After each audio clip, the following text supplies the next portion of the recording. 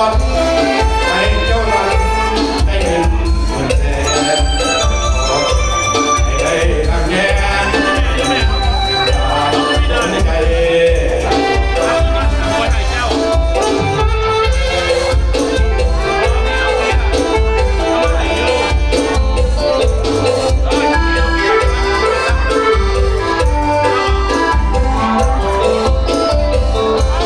ใจ คำได้น้องเงินทองขอให้ไหลมีโชคใจกับทุกตัวหน้าให้อยากกั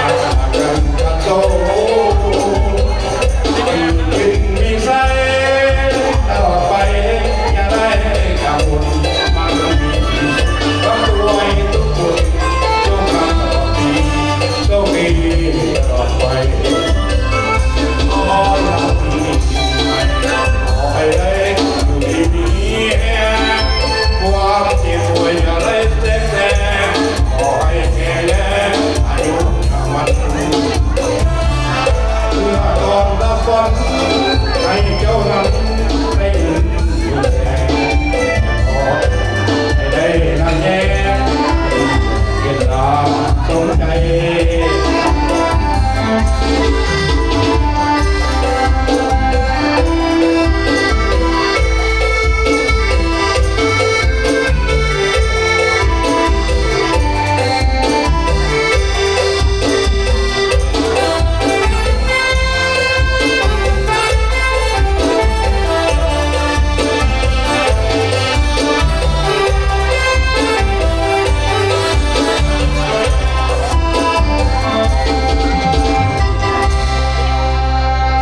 ใจแล้วก็โอ้ยเธอฮะอีตัวคนเฒ่าเด้จังนะสบายดีเอาก็ของพวกใจนะโดนแล้วนั่งอยู่พี่โดนแล้วนั่งอยู่พี่เจ้าก็นั่งอยู่พุ้นอันไม่ได้เอาอย่างมาขนาดนั้นนี่โอ้ยเศร้าเป็นแม่ค้าล่ะเอาของใจนะครับโอเคยังมีแห่งเต้นระวงอยู่เนาะยังใบอยู่ยังได้อยู่ยังใบอยู่จะนั่งกับสารวัตรลูกได้อยู่ว่าสารวัตรใบอยู่แต่ว่าจะให้ตลอด